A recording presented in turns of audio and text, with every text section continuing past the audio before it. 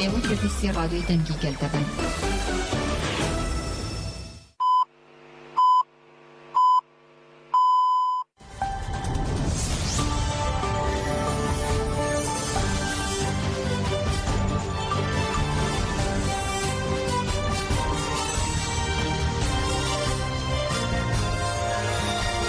سلااوتان لەبێ هەواڵەکانی ئەمڕۆ چوارشەممە 6 دیسەمبەری 2023 پێشکەشەکەین.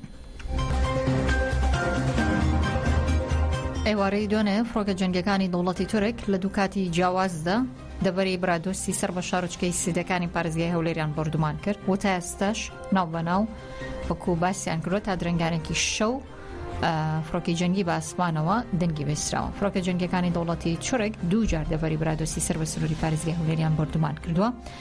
بەپێی زانیاریەکانی ئاژانسی ڕۆشنووس ئێوارەی دوێنێ لەلایەن فڕۆکە جەنگەکانی دەوڵەتی تورک و بەردومانی هەر یەک لە ناوچەکانی گەروێ سینگان و گوندی بێرکن کراوە لە دەبەری برادۆستی سەر بە سنووری شارچکەی سیدەکانی پارێزگای هەولێر.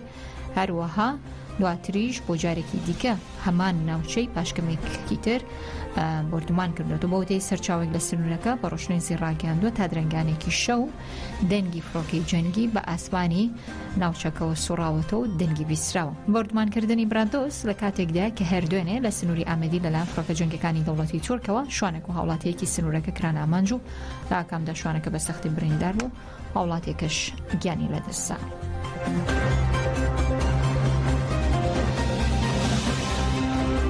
ئەمڕۆ هەژدەیەمین کۆنفرانسی نێودەوڵەتی لەسەر ناوی یەکێتی ئەوروپا تورکیا ڕۆژهەڵاتی ناوەڕاستی و کورد بە سەرپەرشتی کۆمیسیۆنی هاوڵاتیانی تورکیا لە ئەوروپا لە پەرلەمانی یەکێتی ئەوروپا دەست پێ دەکات. لە کۆنفرانسەکەدا بەشێکی زۆر لە پەرلەمانتاران، سیاسەتمەدار، ئەکادیمیست و پارێزەرانی مافی مرۆڤ ڕۆژنامەوانان بەشدار دەبن و کۆنفرانسەکە بۆ ماوەی 2 ڕۆژ بەردەوام دەبێت.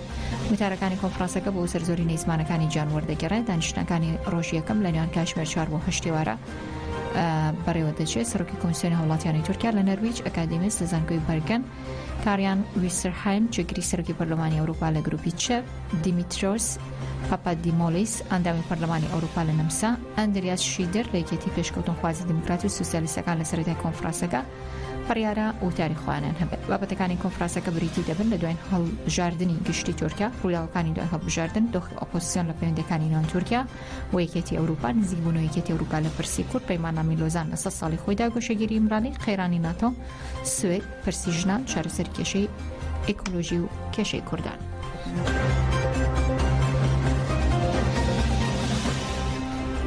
جارێکی دیکە پارێزەرانی ڕێبەرۆجەلان کامەوەی 2 ساڵە هەواڵی نازانم بم بە سەنجامدانی دیدار لە ئیمرالی داواکاریان پێشکەش کرد. پارێزەرانی نووسینگی یاسایی سەدا ئیبراهیم بەلماس ڕازی ئوستورێک ئەمرانێک نەکچی و جەنگی زورەکلی بۆی بتوانن دیدار لەگەڵ ڕێبەرۆجەلان زیندانانی دیکە لە ئیمرالی ئەمەر خێری کۆنار حملی هەڵدەن و ساکتاش ئەنجام بدەن. دوێنێ سەردانی داواکاری گشتی کۆماریان لە بورسا و پڕبەراتی زیندانی ئیمرالی کرد و داواکاریان پێشکەش کرد. لە 6 یاداری 2021 تا 6 زانیارێک لەبارەی ڕێبەر عەبدوڵڵا ئۆجەلان و بەردەستنیە لەگەڵ سەدا ئەنجار پارێزەرەکانی داوای دیداریان کرد، بەڵام سەرجەم داواکانیان ڕەت کراوەتەوە.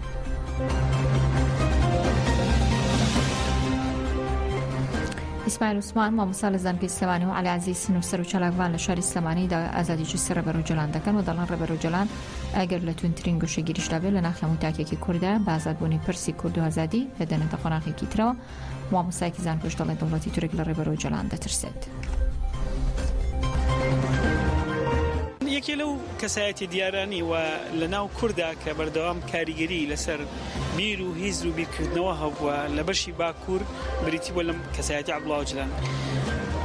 ئەم کاریگەری وای کردووە کە هەمیشە لایەنەکانی کە دوژمنی عەبدوڵڵا ئۆجەلان هەمیشە لەم کاریگەریە بترسن. خاڵ یەک. خاڵی دوو، ئێمە بیرمان نەچێ ئەو مەدە تاریخی کە جەنابی عەبدوڵڵا ئۆجەلان دی مەدێکی تاریخیە کە یەکێک دێتەوە لە کۆڵ کۆمەڵێ بزوتنەوەی چەپگەرایی کوردستان کە ئێستا لە هەرێمی کوردستانە کارەکەنەوەوانە. ئەمە وای کردووە کە یەکانگیریەکی بەهێزتر و بەقووەتر دروست بێ لە خطابیانە و هەمیشە وای کردووە کە مەسەلەن وەکۆڵێ تورکیا یان با بڵێن دەسەڵاتدارەکانی ئێستای تورکیا زۆر لەم کەسایەتیە بترسنەوە و کاریزمایەکی سیاسی. خاڵێک ترەوەیە کە ئەمە چ لە ڕووی قانونیەوە، چ لە ڕووی ئەخلاقیەوە، چ لە ڕووی قانونی نێودەوڵەتیەوە هەمووی وەکو جۆرە لە جۆرەکان ڕێگە پێدراو نییە، چونکە لە دوجار هەر کەسێک کە زیندانمێت چ لە ڕووی قانونیەوە چ لە ڕووی ئەخلاقیەوە پێویستە کەسانی دەوروبەری بتوانن سەردانی بکەن و ئانە بیبین لە نزیکەوە. تەنانەت وڵاتە دیکتاتۆرەکانی دنیاش لەسەر ئەمە کۆکن کە هەر کەسێک لە زیندانە مافی بینینی کەس و لایەنەکانی و مافی ئەوەی هەیەکەینە بەڵام کەسایەتی کاریزمایی ئەم پیاوە وای کردووە کە بەردەوام سڵتەوە دەسەڵاتی سیاسی لێی بترسێ و ئەو لێترسینە ژوای کردووە کە لە هەنە جارە تون بێ لە هەنە جارە شل بێ لە هەنە جارە کە بزانن مەسەڵەن قەزایی کوردی لە کوردستان لە تورکیا بەرەو پێش ڕوا زۆر تون مامەڵی لەگەڵەکەن لە هەر کاتێکیشا بزان قەزایی تورکی بەرەو هێواشترە ڕوا وەکۆڵ ئەوانیش هێواشی بکەنەوە بە جۆری لە جۆرەکان عەبدوڵڵا ئۆجەلان جوڵێنەری شەقامی کوردیە لە تورکیایە بە هەر جۆرێک لە جۆرەکانی ئۆجەلان لەو گۆشەگیریای شابێت و هەر هەتایە لە زیندانی شابێت ئۆجەلان لە ناخی هەموو تاکێکی کوردایە لە هەندا غاندی هەیە لە ئەفریقیا ماندێلا هەیە لە کوردستانە ئۆجەلان هەیە ئۆجەلان تازە ناسنامەیە سمبوڵە چەندێک گۆشەگیریش بکرێ و چەندێک بچە و سێنرێتەوە و چەندێ ئێمە تازە ئۆجەلان سمبوڵێکە و لە ناخمانایە گومان ئازادبوونی جەستە جموجۆڵێک دروست ئەکات کە ڕای گشتی جیهان وەرە ئەچەرخێنێ بۆ پرسی کورد بۆ مەسەلەی کورد بۆ ئازادی خاک و وڵات هەڵبەت دەرچوونی ئۆجەلان لەو زیندانە وەرچەرخانێکی مەزن دروستەکە بۆ پرسی کورد بەڕاستی ئەوە یعنی ئۆجەلان لە دەرەوە بێ ئەتوانێ باشتر دەنگ بگەێنێت ئێمە کەسێکمان پێویستەوە بۆ ئۆجەلان کە لە دەرەوە بێ بۆیە هەمومان داخوازی ئەوە ئەکەین بە زووترین کات کۆدەنگیەک هەبێ بۆ ئازادکردنی ئۆجەلان و بە ڕۆح و جەستە و فکر و بۆ چوونەکانی لەگەڵمانە بێت و پرسی کورد بگەێنێتە دنیا. لا چەندین شاری باکوور و ڕۆژهەڵاتی سووریا گەل دژی گۆشەگیری ڕێبەر ئاپۆ ڕژانە گۆڕەپان و گربوونەوەی ناڕزایەتیان ئەنجامدا لە دەڤەرەکانی باکوور و ڕۆژهەڵاتی سووریا چالێکی بەڕێوەچوو خۆپیشاندەران ڕائەنگاند و تاوانەکانی دەوڵەتی تورک دژی ڕێبەر ئۆجەلان و بێدەنگی ڕێکخراوە یاسایەکانیان شەرمەزار کرد داوایان کردو دەمودەست پارێزەران و بنەماڵەکەی سەردانی بکەن هاوکات ببورن بەڕێوەبەری مەجلیسی پێدا لە تەڵحەمیس حەمادی ئەلحەویان بانگەوازی لە پێکاتەکان کرد بەرامبەر بە سیاسەت و پلانگەڕی دەوڵەتی تورک دژی ڕێبەر عەبدوڵڵا ئۆجەلان وەگەلانی هەرێمەکە یەکدەست بن. تیمی کوردستان عێراق سپیتی لە بەیاننامەیەکدا ساڵەتی تیرۆرکردنی ڕۆژنامەوان کاوەگەرمیانیان یاد کردەوە داوای دەستبەجێ ئازادکردنی 4 ڕۆژنامەوانیان کرد لە زیندانەکانی هەرێم بەبێ بەڵگە سەلمێنەری دەست بەسەرکراون. ڕێکخراوی تیمی کوردستان عێراقی سپیتی لە دێمی ساڵەتی تیرۆرکردنی ڕۆژنامەوان کاوەگەرمیانی لە بەیاننامەیەکدا داوای دەستبەجێ ئازادکردنی ڕۆژنامەوان قەهرەمان شوکری سلەمان ئەحمەد و شێروان شێروانی و گۆهدار زێباریان کرد بەجەختیان لەو کردوەوە کاتێ ساڵیادی مەرگی کاوەگەرمیانی یاد دەکرێتەوە بەڵام 4 ڕۆژنامەوان بە تۆمەتی مەترسی خستن سەر ئاسایشی نیشتیمانی لە زیندانەکانی کوردستاندا زیندانی کراون هیچ بەڵگەیەکی بڕوا پێهێنەریش نییە بۆ سەلماندنی ئەم تۆمەتانە. تیمی کوردستان عێراقی سپیتی داوای دەستبەجێ ئازادکردنی ڕۆژنامەوانان یاخود ئەو 4 ڕۆژنامەوانی کردووە و دەڵێت پێویستە بە زووترین کات ئازاد بکرێن کە ئێستا لە ژێر دەسەڵاتی حکوومەتی هەرەمدا زیندانی کراون. ماوەی 43 ڕۆژە سلەمان ئەحمەد ڕۆژنامەوان و هاوسازی ئاژانسی ڕۆشنویس لەلایەن پارتی دموکراتی کوردستانەوە لە دەواازەی فێشخا بۆ ڕفێنراوە ئێسش پێسەر و شوێنە لەم بارەیەوە هەنگا و هاشم ڕۆژنامەوان و چالاکوانی شاری هەولێر دەڵێ ڕفاندن و دەستگیرکردنی ڕۆژنامەوان سلەمان ئەحمەد لەلایەن هێزەمەنیەکانەوە پێشێلکاریە بەرامبەر بەم ڕۆژنامەوانە بەداخۆ ڕفاندن بۆتە دیاردە لەلایەن دەسەڵاتی هەرێمی کوردستانەوە. زۆر جار بووە لە هەرێمی کوردستان ئەو کەسانەی کە دەستگیر کراون یاخود ئەو ڕۆژنامەنووسانەی کە دەستگیر کراون تەنانەت بەبێ بڕیاری دادگاش بووە یاخود زۆر جار هەبووە لە هەرێمی کوردستان ئەو کەسانەی کە گیراون ماوەی یاساییەکەشیان تەواو بووە بەڵام یعنی وای لێ هاتووە کە دادگاش نەتوانێت دادگاش بڕیاری ئازادبوونیدا و بەڵام ئەوان ئازاد نەکراون ئەمە مانای وایە زۆر جارنیەتێک هەیە کە لە سەر و یاساوەیە لە هەرێمی کوردستان. ڕۆژنامەنووس سلێمان ئەحمەد وەکو هەر ڕۆژنامەنووسێکی دیکە مافی ئەوەی هەیە لە چوارچێوەی یاسا بەرکارەکان لە هەرێمی کوردستان بە ئازادانە مافی ڕۆژنامەنووسی خۆی بکات لە هەر شوێنێکی هەرێمی کوردستان بێت کاری ڕۆژنامەنووسی و میدیای خۆی ئەنجام بدات و هیچ هێزێکیش بۆی نییە ڕێگری لە هیچ ڕۆژنامەنووسێک بکات ئەگەر بێت و هیچ کارێکی نایاسایی یاخود لە دەرەوەی یاسا کارپێکراوەکانی هەرێمی کوردستانی ئەنجام نەدات.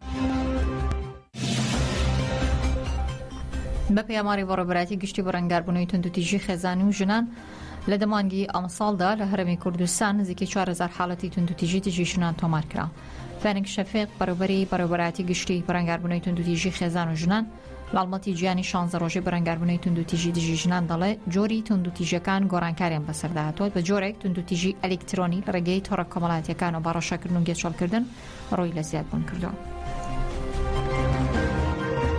ساری پار لێدان بە دەرەجە یەکەم زیادی کردبوو لە ناو ئەندامانی خێزان و ژنانی دەرەوە، بەڵام ئەم ساڵەکە تەمەشا دەکەین شەڕکردن دەبی ئێمە و میدیاکاران و خوێندنی باڵا و لایەنە پەیوەنددارەکان دیکە بێئیش لەسەروەی بکاتن لە بەرچی توندوتیژیەکان لە هەستان و لە دابەزیندایە. دابەزینەکە خۆشبەختانە کوشتنی ژنان ئەم ساڵەکە زۆر کەمی کردیا کە ئەوە خەبەرێکی خۆشبەختانەیە لە بۆ هەمومان، بەڵام شەڕکردن لە ناو ئەندامانی خێزان زیادی کردیا. شەڕکردن لە مابەینی ئەندامانی خێزان مەسەلەن ژن و مێردەکە بەیەکەوە بە شەڕدێن، یاخود مەسەلەن جاری وا هەیە بەداخەوە بووک و خەسومان هەیە شەڕیان هەیە، یان جاری وا هەیە دەرکردنی ئەندامێکی خێزانە و دەمەتەقەیەک دروست دەبیتن. ئەو هەمووی دەگەڕێتەوە لەوەی کە ئێمە زمانێکی ئاخاوتنمان نییە لەگەر یەکتری کە بتوانین بەیەکەوە بە نەرمی مناقەشە بکەین. لە بوونی بۆ نمونە هاتنی نامەیەکی بەهەڵا لە کەسێکی نەناسراوە لە بۆ مۆبایلی خوشکەکەی خێزانەکەی کچەکەی دایکەکەی شەڕی لەسەر دروست دەبیتن. ساری پار نزیک بوو لە 3000 لە کێشەکانی لێدان وەکو شێوازێک، بەڵام ئەم ساڵەکە شەڕکردنە تقریبان نزیک لە 3000 و نزیک دەبیتەوە لە 4000.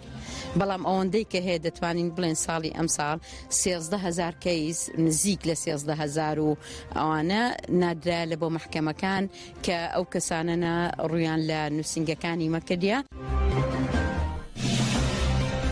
کۆلێژی زانستە مرۆڤایەتیەکان لە زانکۆی سلێمانی باوەشی لەگەڵ زانکۆی جیان یەکمین کۆنفرانسی نێودەوڵەتی ژن بە ناونیشانی ژن لە ئاوێنەی کۆمەڵگە مێژوودا ئەنجام دەدا. بڕیارە سبەی پەنجشەممە یەکمین کۆنفرانسی نێودەوڵەتی ژن لەژێر ناونیشانی ژن لە ئاوێنەی کۆمەڵگە مێژوودا بەڕێوەبچێ. کۆنفرانسەکە لەلایەن کۆلێژی زانستە مرۆڤایەتیەکان لە زانکۆی سلێمانی باوەشی لەگەڵ زانکۆی جیان ئامادەکاری بۆ کراوە. ماوەی 2 ڕۆژ دەخانێت کابڵەکە بۆ بە ئەکادیمیکردنی پرسی ژن و بە دیارخستنی ڕۆڵی ڕەسەنی ژنانی کورد توێژەران و ئەکادیمیان با توێژینەوەکانیان بەشداری کۆنفرانسەکە دەبن.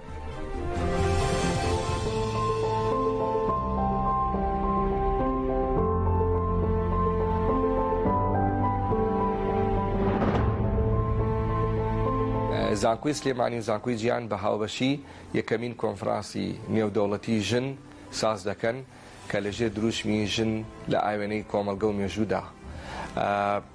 پرسی ژن پرسێکی گرنگە لە کۆمەلگەکانی جیهاندا و بە تایبەتی کۆمەلگەی کوردەواریدا و پێویستە ئەم پرسە بە ئەکادیمی بکرێت. ئەم هەوڵی ئێمە هەوڵێکی بە ئەکادیمی بوونی پرسی ژنە لە کوردستاندا.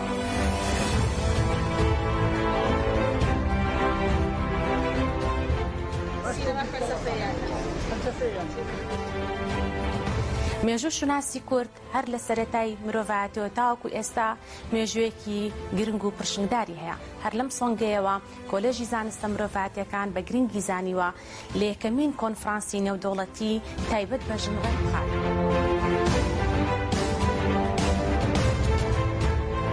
ئەم کۆنفرانسە ئەبێتە دەواازەیەکی گرنگ بۆ بەشداری پێکردنی توێژەرەکانی خۆمان لەسەر ڕۆڵی ژن لەسەر پێگەی ژن لە کۆمەلگای کوردیا. هەوڵە دەینەوە پلانیشمانەوەیە کە کۆنفرانسەکە بێ بە نەریتێکی ساڵانە.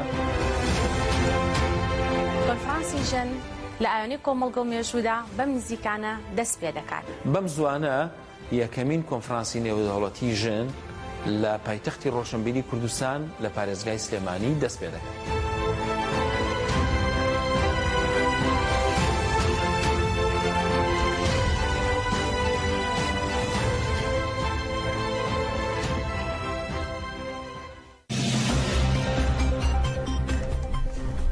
کۆڵبەرێکی کورد لە کاتی کۆڵبەریکردن لە سنووری شاری وانە لە ڕۆژهەڵاتی کوردستان بە تەقی ڕاستەخۆی زەچێکدارەکان یاران کوژرا. میدیاکانی ڕۆژهەڵاتی کوردستان بڵاین کردوتەوە کۆڵبەرێکی کورد کە تەمەنی 28 ساڵە بە ناوی ئەهوەندەشتی دانیشتوی گوندی میرەدەی بانە بە تەقی ڕاستەخۆی زەچێکدارەکان ڕژەم یێران کوژرا و بە پێوزانیارانی میدیاکانی ڕۆژهەڵاتی کوردستان بڵاین کردوتەوە کە ڕۆژی دووشەممە ئەهوەندەشتی لە کاتی کۆڵبەری لە سنووری هەنگەژاڵی بانە بە تەقی ڕاستەخۆی زەمنەکانی ئێران کوژراوە تا ئێستا تەرمەنکی ڕادەسی خانەوادەکەشی نەکراوەتەوە. بە پێماری میدیاکانی ڕۆژهەڵاتی کوردستان لە سەرەتای ئەم ساڵە تا ئێستا 17 وڵاتی کۆڵبەری پارێزگای بانە بە تەقەی هێزە چێکدارەکانی ڕژەمیێران کوژراوە.